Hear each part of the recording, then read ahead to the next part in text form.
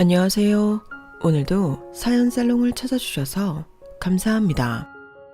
남편과 둘이 살고 있는 50대 여성이에요. 저희 부부는 요즘 제2의 신혼생활을 즐기고 있어요. 아들, 딸 모두 시집 장가를 보내놓고 나니 마음이 한결 가벼워서 그런가 결혼 이후 처음으로 달콤한 시간을 보내고 있답니다. 생각해보면 지금의 평화가 자식들을 출가시켰기 때문만은 아닌 것 같아요. 내 자식들이라서 그런 게 아니라 우리 애들은 자라면서 부모 속을 썩인 적이 한 번도 없었거든요. 결혼도 지들이 알아서 좋은 짝 만났고 결혼 자금도 손수 벌어서 했으니까요. 그 점에 있어선 오히려 부모로서 미안할 정도예요. 그럼 그동안 우리 가정의 평화를 위협했던 게 누구인지 곰곰이 생각해봤는데 떠오르는 사람이 딱 한 사람이 있더라고요. 바로 제 시누이요. 시누이와의 악연을 설명하자면 결혼 전으로 거슬러 올라가야 해요.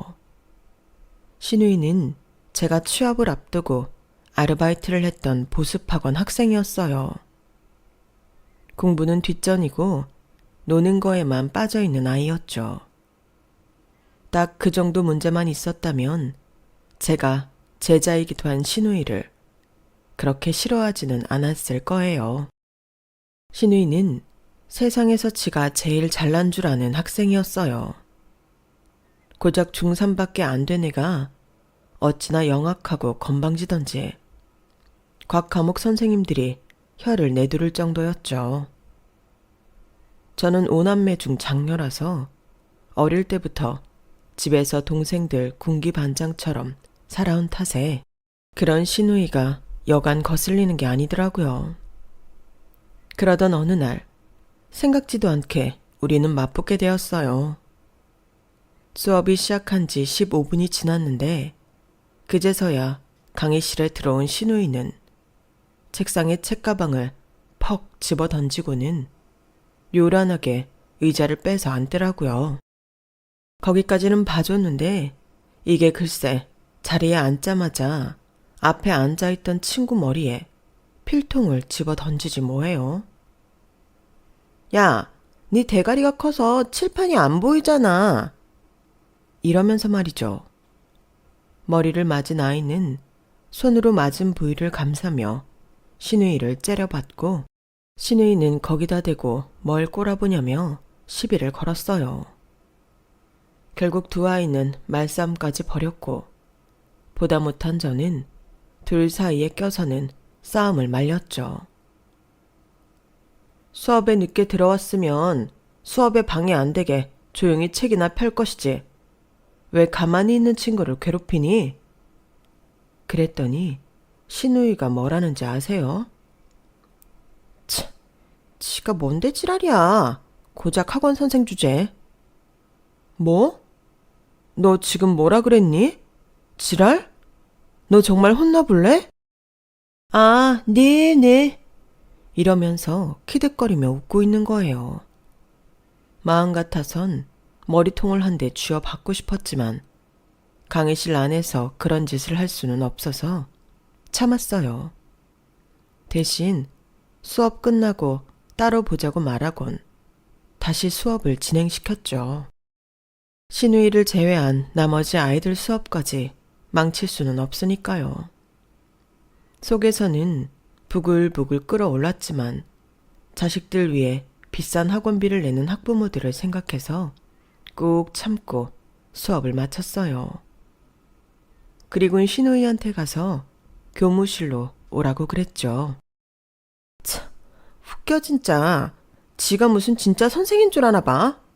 쌤, 어차피 우리 엄마가 주는 돈 받아서 먹고 사는 거잖아요. 그건 결국 내가 쌤 월급 주는 사람이란 소린 건데 그럼 나한테 함부로 이래라 저래라 하면 안 되죠. 나 다음 수업 들어가야 돼서 시간 안 되니까 할 말 있으면 내 수업 다 끝날 때까지 기다리든가. 요지랄을 하고는 강의실을 쌩하니 나가버렸어요. 순간 얼굴이 화끈 달아오르더라고요. 어린 기집애한테 이런 모욕적인 말을 들었다는 것도 그렇지만 이 모든 일을 학생들 앞에서 당했다는 것 때문이었죠. 교무실로 돌아온 저는 원장님과 타 과목 선생님들한테 수업 시간에 있었던 일을 얘기했어요. 그랬더니 원장님은 사춘기라서 그러니까 저보고 이해하라고 하는 거예요. 이번 일로 학원생이 하나라도 떨어져 나갈까봐 겁이 나서 그런 모양이더라고요. 원장님을 제외한 선생님들은 그냥 넘어가면 안 된다고 난리였죠. 특히 그동안 신우이한테 당했던 전적이 있는 선생님들은 저만큼이나 분해하면서 이번엔 확실히 짚고 넘어가야 한다고 말했어요. 그래서 신우이 집에 전화를 했어요. 어찌됐건 간에 일단 학부모도 이런 상황은 알아야 할 것 같았거든요. 그랬더니 세상에, 선생님, 그게 뭐 그리 심각한 일이라고 집에까지 전화를 합니까? 애들이 놀다 보면 장난도 치고 할 수 있는 거지.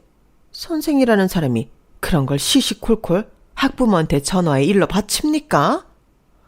하, 기가 막혀서 정말. 그래서 선생님은 어쩌겠다는 겁니까? 우리 애를 혼내기라도 하겠다는 거예요? 뭐예요? 난요, 지금 이때까지 우리 상희한테 회초리 한번 든 적 없어요. 우리 집에 상희 오빠가 셋이나 있는데 아들들한테는 회초리도 들고 빗자루도 들어봤지만 상희한테만은 안 그랬다고요. 왠지 아세요? 여자는 꽃처럼 아끼고 보살펴줘야 하는 존재니까 그런 거라고요. 아셨어요? 혹시나 해서 하는 말인데 이번 일로 우리 상희한테 심한 말 한마디라도 했다간 내가 가만히 안 있을 줄 알아요. 이 동네에서 그 학원 영업 못하게 할 줄 알라고요. 와, 그 엄마의 그 딸이라고. 신우이가 어쩌다 저런 개망나니가 됐는지 그 한 번의 통화로 바로 알겠더라고요. 상황이 이렇게 되자 원장은 대신 제게 사과를 하면서 한 번만 참아달라고 신신당부를 하더라고요. 그 일이 있고 얼마 뒤 저는 입사 원서를 냈던 회사에 최종 심사까지 올라가게 됐고 결국 그 회사에 최종 합격하면서 학원 강사 일은 그만두게 되었어요. 물론 신우이는 꼴 보기 싫었지만 1년 가까이 일했던 학원이라서 선생님들도 그렇고 아이들과도 정이 많이 들었던 터라 학원을 떠나는 게 많이 아쉬웠어요. 그렇게 학원 강사 일을 그만두고 회사원이 된 지 반년쯤 되던 어느 날 모처럼 친구들과 인사동에 들렀다가 유명한 파스타 전문점에 들어갔어요. 그런데 하필 거기서 신우이랑 마주쳤지 뭐예요. 이제 고등학생이 된 신우이는 화장까지 곱게 하고는 대학생 정도로 보이는 남자애랑 데이트를 하고 있더라고요. 남자애는 학교 이니셜이 박힌 학교 점퍼를 입고 있어서 대학생이라는 걸 알아볼 수 있었죠. 그런데 테이블이 가까워 그런가 신우이랑 남자애가 하는 대화가 귀에 쏙쏙 들어오더라고요. 이놈의 기집애가 대학생인 척 거짓말하고 있는 것까지 말이죠. 비록 학원에서 강사와 제자로 만났을 때 사이가 안 좋았던 건 사실이지만 그렇다고 이제 와서 남의 연애사에 구정물을 튀기고 싶지는 않아서 모른 척을 하려는데 이것들이 글쎄 와인을 시키지 뭐예요. 딴 건 몰라도 미성년자가 술을 마시는 걸 그냥 보고만 있을 수 없잖아요. 그래서 참다 못해 신우이가 앉아있는 테이블로 갔어요. 상희 맞지? 땡땡학원 다니던 전상희. 나 기억하겠니? 저를 본 신우이는 단박에 알아챈 것 같은데도 시치미를 떼고는 모른 척 하더라고요. 그리고는 손에 든 와인잔을 입에 대려고 하길래 손에 든 와인잔을 뺏었어요. 이 여자가 미쳤나? 왜 이래요? 이거 안 놔? 그래, 미쳤다. 내가 제정신이었다면 네 손에 든 와인잔을 뺏을 게 아니라 경찰에 신고부터 했을 거야. 그래도 한때 제자라고 차마 그렇게는 못하겠으니까 좋은 말 할 때 조용히 밥이나 먹고 집에 가. 안 그러면 너 대학생 오빠랑 손잡고 파출소 구경하게 될지 모른다. 내 말 무슨 뜻인지 알지? 신우이가 미성년자라는 걸 모르는 남학생은 벙찐 표정으로 우리 두 사람 얼굴만 번갈아 쳐다봤어요. 그러자 위기의식을 느낀 신우이는 저를 밀치고는 욕을 퍼부어댔죠. 순식간에 레스토랑 안은 돗대기 시장처럼 시끄러워졌어요. 그리고 잠시 뒤 가게 주인의 신고를 받고 경찰이 왔더라고요. 그날 저는 참고인 신분으로 신우이와 함께 근처 파출소로 가게 되었죠. 결국 신우이는 미성년자라는 사실이 밝혀졌고 신우이 오빠가 보호자로 파출소로 왔더라고요. 대충 눈치채셨겠지만 그때 보호자로 온 사람이 바로 제 남편이었어요. 맏아들이었던 남편은 날라리 여동생 때문에 퇴근하자마자 옷도 못 갈아입은 채 달려왔더라고요. 큰오빠를 보자 신우이는 평소와 달리 얌전해졌어요. 예전 같으면 저한테 따박따박 따지면서 개거품을 물었을 텐데 지 오빠 앞이라 그런지 입술을 꽉 깨문 채 고개를 숙이고 있더라고요. 전후 사정을 들은 남편은 제게 사과부터 했어요. 그리고는 여동생을 시켜 제게 사과를 하라고 시켰죠. 그때가 처음이자 마지막이었어요. 신우이가 제 앞에서 고개를 숙인 것 말이죠.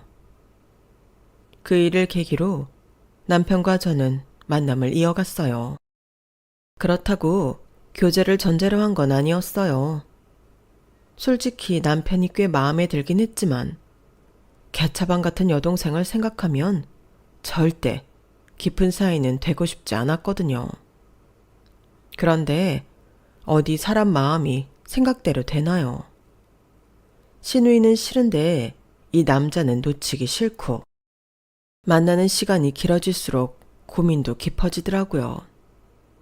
그래서 더 길게 만났다간 나중에 더 힘들 것 같아서 그만 만나야겠다 했는데 남편이 프로포즈를 한 거예요.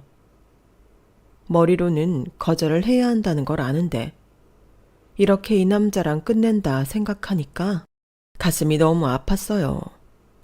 그래서 우물쭈물 하다가 저와 신우이 사이가 앙숙이라는 걸 말해 주었어요. 그랬더니 껄껄대고 웃는 거예요. 난 심각한데 말이죠. 그러면서 구덕이 무서워서 장 못 담그냐고 신우이 걱정은 말고 우리 두 사람만 생각하자고 하더라고요. 사람 마음이 참 간사한 게 남편이 그렇게 말을 해주니까 그게 뭐라고 안심이 되는 거 있죠. 그래도 사귀는 동안에라도 마음 편하고 싶어서 우리가 사귀는 건 신우이한테 비밀로 하기로 했어요. 그 여우 같은 신우이가 알았다간 난리 쳤을 게 뻔하잖아요. 그렇게 시작한 연애는 장장 5년이나 이어졌어요. 그러다 결혼까지 하게 되었고요. 시댁에 인사를 드리러 가기에 앞서 며칠 전부터 골치가 지끈거리는 게 몸 상태가 너무 안 좋았어요. 신우이가 나를 보고 어떻게 나올지 안 봐도 뻔했으니까요. 거기다 시어머니 자리도 만만치 않다는 걸 제가 또 알고 있잖아요. 학원 강사 시절에 전화통화 한번 해본 거에 불과하지만 그 한 번으로 시어머니가 어떤 사람인지는 단박에 알아봤으니까요. 그래도 어쩌겠어요. 이 남자를 놓치지 않으려면 시어머니의 신우이까지 2개의 산을 넘는 수밖에요. 그래서 단단히 각오하고 시댁에 찾아갔는데 예상과 달리 신우이가 제게 싹싹하게 굴지 뭐예요. 사람 인성이 하루아침에 바뀔 리는 없는데 혹시 얘가 어디 아픈 거 아닌가 싶더라고요. 인사를 마치고 시댁을 나설 때까지도 저는 여우에 홀린 것처럼 어벙벙했어요. 그런데 잠시 뒤 대문 밖으로 따라 나온 시누이 얘기를 들어보니 그럼 그렇지 하는 생각이 들더군요. 오빠 얘기 듣고 설마 했는데 진짜 왔네? 쌤, 내가 싫어하는 거 알죠? 그런데도 기어이 우리 큰오빠랑 결혼을 하겠다. 좋아요. 대신 쌤도 나 좀 도와줘요. 그럼 내가 반대는 안 할게. 얘기인 즉슨 자기 남자친구를 온 가족이 반대하는데 내가 책임지고 큰오빠 마음을 돌려달라는 거였어요. 다른 식구들은 자기가 구워 삶을 수 있는데 큰오빠는 그게 안 된다나요? 그나마 시댁에서 시누이를 이기는 사람이 제 남편이었거든요. 일단은 내 발등에 불부터 꺼야 하니까 알겠다고 했죠. 그런데 알고 보니 시누이 남자친구란 놈이 가관도 아니더라고요. 남자가 시누이보다 2살 연상인데 직업도 없고 시누이한테 용돈까지 타서 쓰더라고요. 거기다 툭 하면 잠수를 타는데 집까지 찾아가 보면 날밤 새가며 게임을 하고 있다는 거예요. 이 정도면 폐기 처분 수준인데도 시누이가 그렇게 목을 거는 건 다 그놈의 얼어 죽을 외모 때문이었어요. 사진을 봤더니 키도 크고 스타일도 좋은데 거기다 생긴 건 연예인 뺨치겠더라고요. 그러니 천하의 불려시 시누이도 그 남자한테 빠져서 헤어나올 줄을 모르는 거였죠. 진짜 내 동생이 저런 놈 따라다닌다면 손발을 묶어서 집에 가둬놓을 텐데 명색이 시누이를 그럴 수 있나요? 거기다 내 결혼까지 달려있는데 말이에요. 그래서 두 눈 딱 감고 남편을 설득했죠. 좋다는 애들 뜯어 말리면 오히려 더 들러붙기 마련이야. 두고 봐. 1년도 안 돼서 갈라설 테니까. 말은 그렇게 했지만 솔직히 둘이 안 헤어지면 어쩌나. 걱정이 이만저만이 아니었어요. 저희 결혼식 때까지도 두 사람은 찰떡처럼 붙어 다녔거든요. 슬슬 걱정을 넘어 불안해지기 시작할 무렵 드디어 기다렸던 소식이 들렸어요. 언니, 나 좀 도와줘. 큰오빠한테는 아무 말 하지 말고 나랑 잠깐 어디 좀 가자. 다급한 목소리로 전화한 시누이는 다짜고짜 어딜 좀 같이 가자고 하더라고요. 순간 임신했나? 하는 생각부터 들었어요. 그 생각이 들자마자 제가 더 아찔하더라고요. 그래서 전화를 끊자마자 차를 끌고 시누이한테 달려갔어요. 그랬더니 창평에 있는 어느 모텔로 가자더군요. 가는 내내 시누이는 손톱을 물어뜯으며 초조한 기색이 역력했고 모텔에 도착해서는 다리까지 후들거리더라고요. 중학생 시절부터 고개 빳빳이 들고 바락바락 대들던 그 건방진 시누이가 말이에요. 그날 저는 시누이와 함께 시누이 남친의 불륜 현장을 잡았어요. 그놈이 글쎄 가정이 있는 여자와 양다리까지 걸쳤더라고요. 방금 전까지도 그렇게 초조해하던 시누이는 언제 그랬냐는 듯 본래 제 모습을 찾았어요. 두 사람 불륜을 빌미로 남자친구와 상대 여자한테 위자료까지 뜯어내고는 관계를 정리했으니까요. 그 과정에서 알게 된 건데 그동안 시누이가 가족들 몰래 남자친구한테 엄청 갖다 바쳤더라고요. 아버님 생신 선물로 드렸던 명품 지갑과 구두 상품권, 시동생이 사준 최신형 휴대폰에 심지어 어머님 금부치까지 훔쳐다가 팔아서 줬더라고요. 물론 위자료도 다 돌려받긴 했지만 그렇다고 시누이의 절도 행각이 없던 일이 되는 건 아니었어요. 덕분에 저는 이 일로 신우이 목에 목줄을 걸게 되었죠. 말도 많고 탈도 많은 연애를 했던 신우이는 남자친구가 헤어진 이듬해 딴 남자와 결혼을 했어요. 철저하게 배경만 보고 한 결혼이었죠. 당시 저는 출산일을 며칠 앞둔 상황이라서 결혼식 내내 긴장을 해야 했어요. 결혼식장에서 진통이라도 왔다간 남의 결혼식 망친 죄로 평생 신우이와 시어머니 눈총을 받을 게 뻔했으니까요. 다행히 출산 예정일보다 일주일이나 늦게 출산을 하는 바람에 그런 일은 없었지만요. 시집간 신우이는 개벌은 남 못 준다고 자기 시댁 식구들과도 트러블이 잦았어요. 그때마다 짐을 싸서 친정으로 달려오기 일쑤였죠. 대개 이런 경우 친정 부모가 한마디 하곤 하잖아요. 그런데 저희 시어머니는 당신 딸이 잘못한 게 확실한데도 사위랑 사돈 탓을 하시더라고요. 아직 어린애가 뭘 알겠어. 나이도 7살이나 많은 남편이 참아줘야지. 안사돈도 그래. 김치야, 일하는 사람 불러다 하라고 하면 될 일을 왜 귀한 내 딸한테 시켜? 손에 물 한 방울 안 묻히게 하고 키운 내 딸한테 말이야. 잘 왔어. 이참에 1달이고 2달이고 여기 있어. 그래야 앞으로는 너한테 주방일 안 시키지. 기껏 있는 집에 시집 보냈더니 사람 부려 할 일까지 시키고 있네. 김서방이 와서 다시는 주방일 안 시킨다고 싹싹 빌 때까지 절대 가지 마. 귀한 자식일수록 회초리를 들라고 하는데 저희 시어머니는 물고 빨 줄만 알았지 딸 자식 교육에는 소홀했어요.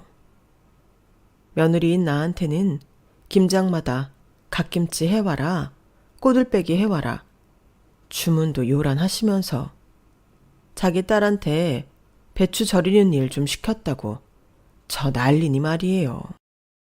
자기야, 어머님 좀 너무 하시는 거 아니야? 아무리 팔은 안으로 굽는다지만 며느리인 나는 그렇게 부려먹으시면서 당신 딸은 일 좀 시켰다고 1달을 집에 안 보내고 친정에 잡아두시잖아. 그 바람에 내가 음식 해다 나르느라 진이 다 빠진다고. 하여간 그 기집애는 조그만 일도 부풀려서 고자질하는 버릇 아직 못 버렸다니까.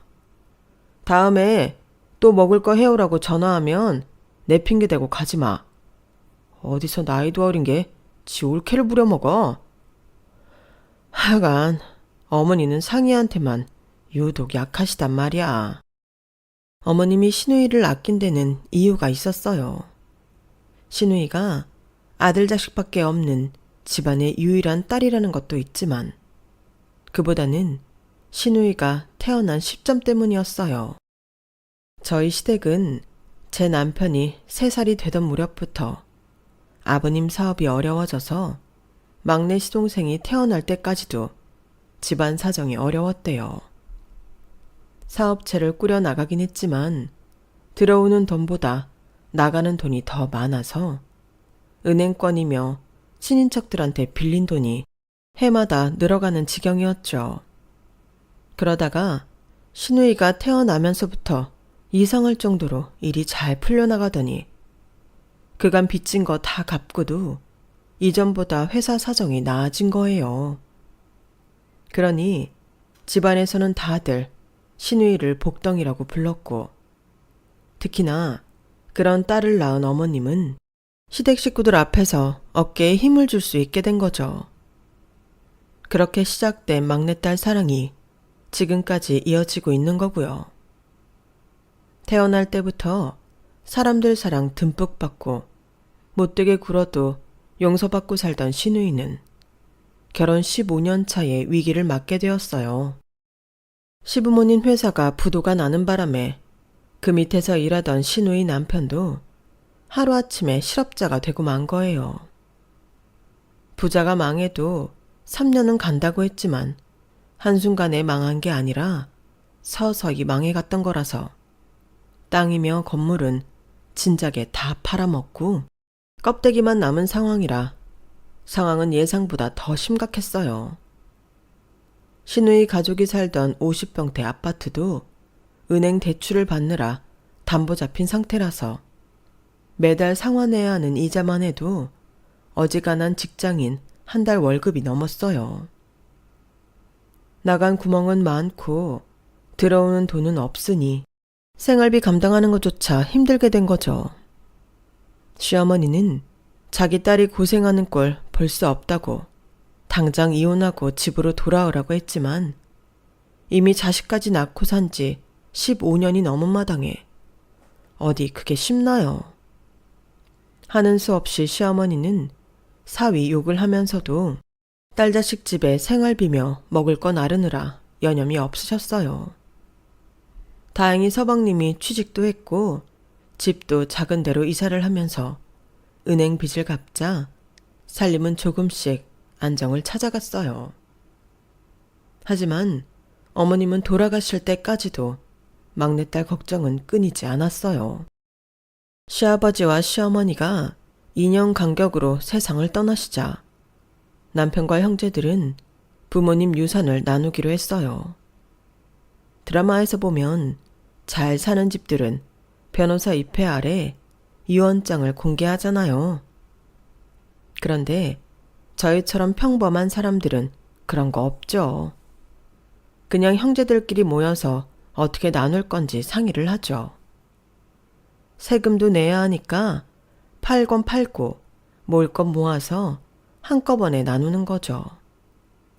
맞으라고 더 받고 막내라고 적게 주면 형제 간에 싸움이 생기니까 똑같이 나누기로 했어요. 그랬더니 시누이가 들고 일어나는 거예요. 그걸 왜 똑같이 나눠? 오빠들도 알잖아. 나 태어나고 우리 집 일어난 거. 그럼 당연히 내가 제일 많이 받아야 되는 거 아니야? 따지고 보면 그거 다 내 공이잖아. 시누이는 자기가 하지도 않은 공을 들먹이며 전체 유산의 반을 자기가 갖겠다고 우기더라고요. 그랬더니 시누이보다 1살 많은 막내 동서가 바로 따지고 들었어요. 아가씨가 이래서 집안이 일어섰어요? 그때 아가씨가 한 거라곤 기저귀 차고 똥 싼 거밖에 없으면서 무슨 공을 따져요. 어이가 없어서 말도 안 나오네.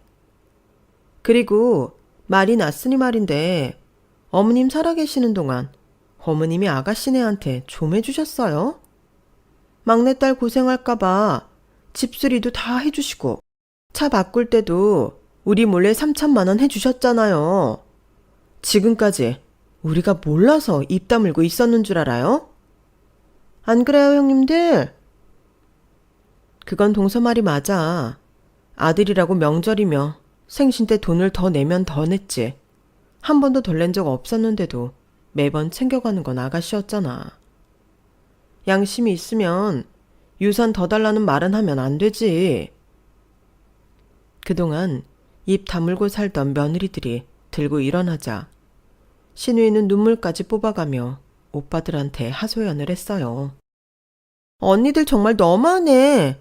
엄마 죽고 나니까 이제서야 다들 본색 드러내는 것 봐. 오빠들은 뭐 하는 거야? 동생이 혼자 당하고 있는데. 오빠들 정말 입 꾹 다물고 있을 거야? 작은 오빠 내 편이지, 그치? 신우이가 첫째 시동생 팔에 매달려서 징징거리자 그날은 웬일인지 첫째 시동생이 인상까지 쓰며 정색을 하더라고요. 야, 다 큰 기집애가 뭐하는 짓이야? 이거 놔. 우리 와이프가 틀린 말 한 건 아니잖아. 그동안 너 어머니 아버지 등에 올라타서 네 하고 싶은 거 다 하고 네 갖고 싶은 거 다 가지면서 산 건 사실 아냐? 마지막 남은 유산만큼은 제대로 나눠야지. 다른 집들은 시집간 딸한테는 유산도 잘 안 준다는데. 그래도 우리 형제들이 네 몫까지 똑같이 챙겨주는 거면 우리도 할 만큼 하는 거야. 그러니까 욕심내지 말고 줄 때 받아. 믿었던 작은 오빠한테까지 팽을 당하자 신우이는 악다구니를 쓰며 먼저 자리를 떴어요. 결국 시부모님 유산은 3남 1녀가 똑같이 나누게 되었죠. 시간이 흘러 다들 홍기찬 자식들 결혼을 시킬 때가 되었고 스타트로 둘째 시동생 큰딸이 결혼을 하게 되었어요. 그러자 이번엔 형제간에 축의금을 어떻게 낼지에 대해 얘기가 오가게 되었죠. 사실 축의금이야 형편에 따라 각자 알아서들 내면 그만인데도 굳이 시누이가 금액을 정하자고 하더라고요. 왠 줄 아세요? 시누이네는 아들만 하나였거든요. 우리 집이랑 작은 오빠네 빼고 두 집은 애들이 많잖아. 그럼 축의금도 여러 번 받게 될 텐데 그렇게 되면 나랑 작은 오빠만 손해 아니야? 그러니까 한 집당 총액을 맞춰서 축의금을 내자 이거지. 작은 올케도 내 의견에 동의하는 거죠? 아니 우리는 딱히 상관없어요. 그러자 시누이가 목에 핏대까지 세우며 그러는 거예요. 어머, 작은 올케 정말 웃긴다. 전에 유산 나눌 때는 그렇게 나서서 목에 핏대 세우더니 이번엔 왜 자기답지 않게 착한 척이야? 진짜 어이가 없네. 암튼 난 축의금만은 똑같이 내야 한다고 봐. 오빠들도 내 의견에 따라줬으면 좋겠어. 그래서 결국 시누이 말대로 축의금을 통일하게 되었어요. 그런데 말입니다. 축의금 몇 푼에 가족 회의까지 주선했던 시누이가 정작 자기 아들이 장가를 가게 되자 순식간에 말을 바꾸더라고요. 상견례도 하기 전부터 저희 집에 찾아와서는 하나밖에 없는 아들을 어떻게 월세집에서 신혼을 시작하게 하냐며 울고불고 난리를 쳐댄 거죠. 오빠도 알지?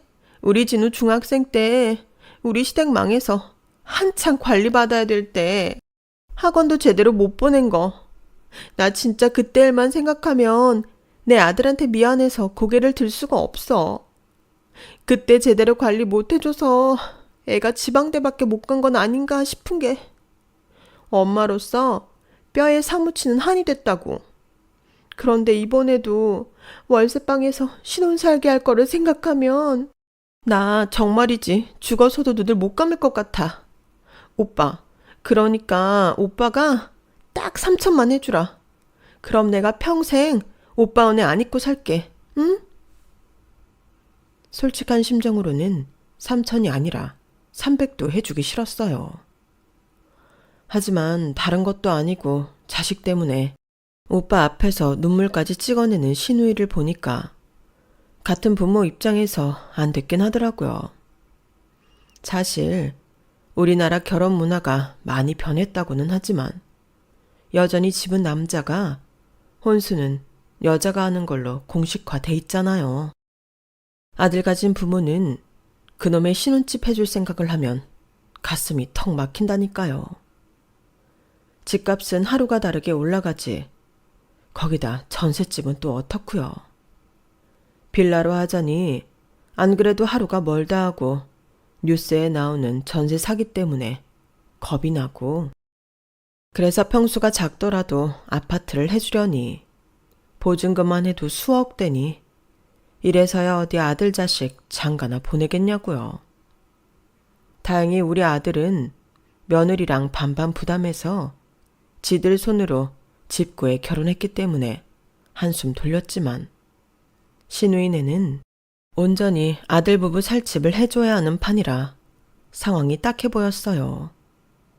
그래서 남편과 상의 끝에 3천만 원을 해주기로 했죠. 그때까지만 해도 순전히 호의로 해줬던 건데 얼마 지나지 않아서 뒤통수를 된통 맞았지 뭐예요. 시누이 아들이 8월에 상견례를 한다는 말이 있었는데 10월이 다 됐는데도 청첩장 줄 생각을 안 하더라고요. 혹시 해 넘기고 하려나 싶어서 큰동서한테 전화를 했더니 대뜸 그러는 거예요. 형님, 얘기 못 들으셨어요? 진우 파혼했잖아요. 벌써 한참 됐는데. 그래? 아니 근데 고모는 왜 그 얘기를 안 한 거지? 아가씨가 형제들 중에는 그래도 우리 그이랑 친하잖아요. 파혼하고 우리 그이한테 전화해서 욕을 그렇게 하더래요. 혼수 좀 해오라고 목록 뽑아줬더니 면전에서 예비 며느리가 딱 잘라 말하더래요. 이렇게는 못 해온다고. 그러면서 이 정도 혼수 받을 생각이라면 적어도 10억대 아파트 한 채는 해줄 거냐고 되묻더래나 뭐래나. 그래서 1억 2천짜리 빌라 전세를 해주겠다고 했더니 더 얘기 들을 것도 없이 자리에서 일어나더래요. 아가씨도 아가씨지만 그 며느리 자리도 똑같이 맹랑해요. 그죠 형님? 제 귀에는 다른 말은 안 들리고 1억 2천짜리 전세 빌라라는 말만 뚜렷하게 들렸어요. 빌라 전세로 해줄 생각이었대? 아파트 아니고? 형님도 참 아가씨한테 그럴 돈이 어딨어요. 그나마 우리한테 5천 빌리고 나머지는 진우 앞으로 은행 대출 받아서 해주려고 했던 모양이던데. 파혼한 거야 안 됐지만 우리는 돈 돌려받아서 다행이다 싶어요. 그런데 형님, 혹시 아가씨가 형님네한텐 돈 빌려달라고 안 했어요? 막내 또래님한테도 2천 빌렸다고 하던데. 그래? 우리도 3천 해줬어. 그럼 파혼한 지가 꽤 된 모양인데 돈은 왜 안 돌려주지? 혹시 막내 도련님네는 돈 돌려받았대? 글쎄요, 저야 잘 모르죠. 형님이 한번 전화해보세요. 순간 불길한 생각이 들었어요. 둘째랑 셋째네는 빌려줬다는 명목이라도 있지만 저희는 말 그대로 보태준 거니까요. 평소 신우이 성격을 고려해 볼 때 파혼은 했지만 우리가 보태준 돈이니까 되돌려줄 필요가 없다고 생각할 게 뻔하거든요. 아니나 다를까 막내 동서한테 전화를 해보니 그쪽도 파혼하자마자 돈을 돌려받았다고 하더라고요. 그런데요 형님, 아가씨네 요즘 살만한가 봐요. 지지난주던가 백화점에 갔다가 우연히 아가씨를 봤는데 명품관에서 백을 사고 있더라고요. 겉도 요즘 한창 유행하는 디자인이라서 예약해도 2달은 걸리는 백을요. 아들 결혼할 땐 돈 없다고 그렇게 죽는 소리를 하더니 그 사이 로또라도 당첨됐나? 그 말을 들으니 머리가 쭈뼛 서는 것 같았어요. 그래서 얼른 전화를 끊고 남편한테 전화를 했죠. 신우이네 파혼한 거 아냐고 물었더니 남편이 되려 저한테 묻더라고요. 그게 정말이냐고요. 그래서 동서들이랑 통화한 내용을 간략하게 전했더니 남편이 아무 말도 않고 가만히 있지 뭐예요. 그리고는 저녁 때 신우이를 집으로 부르겠다고 하곤 전화를 끊었어요. 그날 밤 남편이 돌아오기 전까지 저는 심장이 두근두근 뛰어서 일이 손에 안 잡히더라고요. 아무리 생각해봐도 신우이가 명품백을 산 돈이 우리 집에서 받아간 그 돈일 것 같았거든요. 한두 푼도 아니고 3천만 원이나 되는 돈인데 파혼까지 하고도 입을 싹 닦은 신우이가 그 돈을 돌려줄 리도 만무하고요. 다 써버렸다고 하면 그걸 어떻게 받아내야 하나? 남이라면 소송을 걸든 우격다짐을 하든 해서라도 받아내겠지만 신우이한테 그랬다간 남편이 가만히 있지 않겠지? 머릿속으로 이런저런 방법을 떠올려 봤지만 도저히 가망이 보이지 않았어요. 그렇게 속이 시꺼멓게 타들어가는데 드디어 남편이 집에 온 거예요. 남편이 오고 한 20분쯤 지났을까? 신우이 내외가 집에 왔더라고요. 신우이는 지가 지은 죄가 있어서 그런가 현관에 들어서면서부터 저랑 제 남편 눈치를 살폈어요. 그리고는 평소에 안 하던 짓을 하더라고요. 어머 큰올케, 올케는 어쩜 나이도 안 먹고 그대로예요. 셋째 올케보다도 훨씬 어려 보여요. 요즘 샵이라도 다녀요? 좋은 데 있으면 나도 좀 데리고 가지. 평소답지 않게 아양까지 떠는 꼴을 보니 더 우라가 치밀더라고요. 거기다 손에 들고 온 백을 보니 손잡이 가죽이 낡아서 너덜너덜한 거더라고요. 불과 얼마 전에 800이 넘는 명품 백을 샀다는 소리를 들었는데 저희 집에 올 때는 800원을 줘도 안 가져갈 낡은 백을 들고 오다니 여우도 보통 여우가 아니었죠. 아가씨는 백이 그게 뭐예요? 다 낡아서 가죽이 너덜너덜하네. 어떻게 그런 걸 들고 다녀? 언니도 참 우리 형편에 그런 거 가릴 처진가요? 가방이야 안에 내용물만 안전하게 담으면 그만이죠. 이거 외에 들고 다닐 백도 없고. 요게 끝까지 시치미를 떼길래 저도 더는 못 참겠어서 직구를 날려버렸어요. 백이 왜 없어? 지지난주에 명품관에서 산 샤넬백 있잖아. 그거라도 들고 오지 그랬어? 왜? 우리가 보면 뭐라고 할까봐 찔려서 그랬어? 이런 걸 보고 도둑이 재발저린다고 하는 건가? 그랬더니 신우의 얼굴이 울그락불그락 변하더라고요. 큰 올케가 그건 어떻게 알았대요? 막내 올케가 그새 고자질했어요? 하! 진짜 짜증나. 그래요. 나 샤넬백 샀어요. 그래서 뭐요?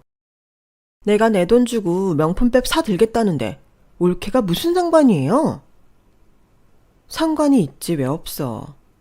옛말에 남의 돈 빌려 쓴 사람은 고기도 숨어서 먹으라고 했어.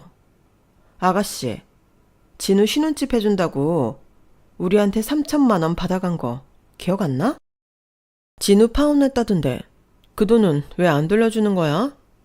적어도 그 비싼 명품백을 들고 다닐 거라면 먼저 우리 돈부터 해줘야 하는 거 아니냐고. 설마 진우 파혼한 거 안 알린 것도 돈 돌려달라는 말 나올까봐 두려워서 그랬던 거 아니야? 그러자 신우의 남편이 눈을 동그랗게 뜨고는 신우이를 쳐다봤어요. 상황을 보니 저희한테 받아갔던 돈을 남편한테도 말 안 했던 모양이더라고요. 코너에 몰린 신우이는 누나를 굴리며 되도 않는 소리를 짓거려댔어요. 누가 안 돌려준대요? 줄 거예요. 그깟 3천 가지고 되게 유세네. 큰오빠, 오빤 하나밖에 없는 여동생이 이렇게 당하고 있는데 입 꾹 다물고 보고만 있을 거야? 오빠가 돼서는 그럴 거냐고. 엄마 아빠가 살아계셨으면 내가 올케한테 이런 꼴 당하는 거 보고만 있었을 것 같아? 부모 없는 나만 불쌍하지. 어떻게 오빠란 사람이 나한테 이럴 수 있냐고. 나오지도 않는 눈물을 억지로 뽑아내면서 신우이는 제 남편을 자극했어요. 그런데 그게 오히려 독이 될 줄 누가 알았겠어요. 신우이의 생쇼를 가만히 보고 있던 남편은 안방으로 가서 수첩을 꺼내왔어요. 그리고는 몇 장을 쭉쭉 찢어 신우이 내외 앞에 던졌죠.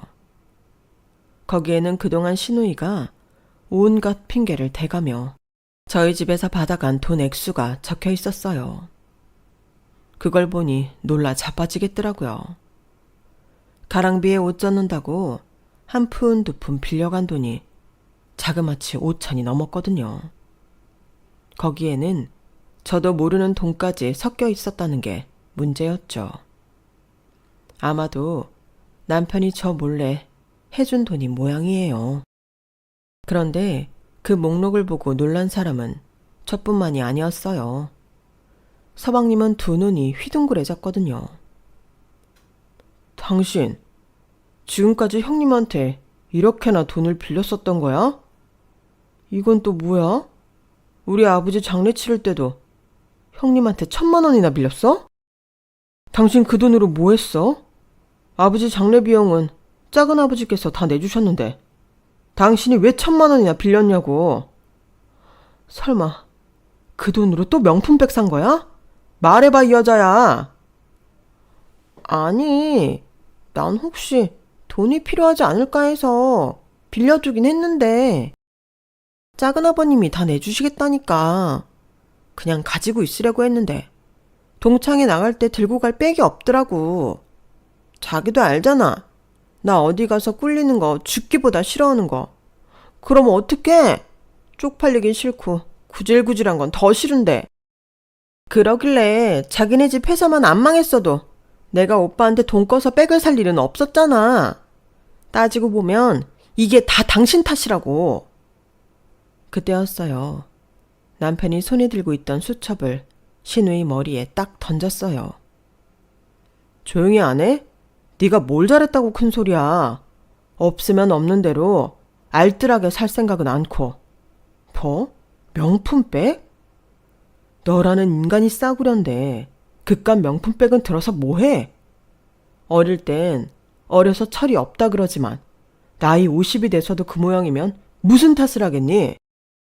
네 그 허황된 정신머리 때문에 네 아들 결혼까지 망쳐놓고도 아직도 정신 못 차리고 그따위로 굴어? 제발 인간 좀 되라. 내가 네 남편이랑 내 아내 볼 면목이 없다. 길게 얘기할 거 없이 네가 가져간 이 돈은 앞으로 네가 손수 벌어서 갚아. 네 남편 도움 받을 생각 꿈에도 하지 말고 네가 직접 일해서 번 돈으로 갚으라고. 내 동생 제대로 못 가르친 죄로 이제라도 제대로 가르쳐 볼 생각이니까. 이번 일은 매제가 내 뜻을 따라줬으면 좋겠어. 결국 서방님의 동의까지 떨어진 터라 신우이는 꼼짝없이 자기 손으로 벌어서 그 돈을 갚게 되었어요. 그날 밤 남편은 제게 미안하다고 사과를 하더군요. 솔직히 말 몇 마디로 풀릴 화는 아니었지만 남편이 신우이한테 받아내는 돈은 제가 다 써도 좋다고 해서 그 사과를 받아들이기로 했어요. 그래서 신우이가 돈은 잘 갚고 있냐고요? 당연하죠.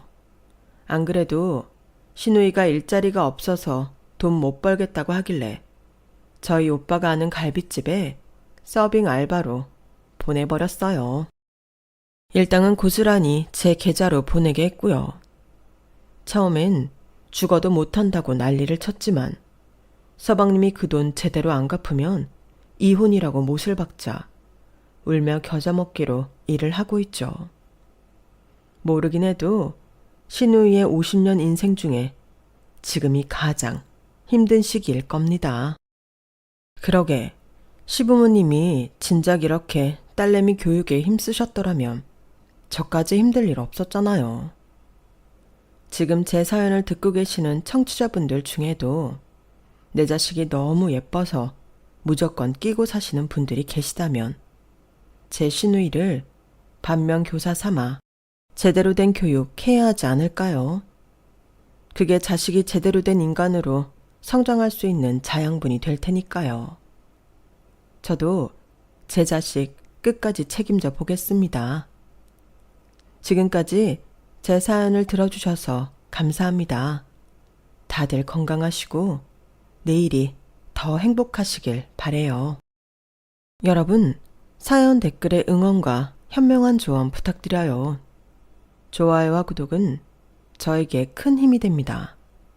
오늘도 좋은 일 가득하세요.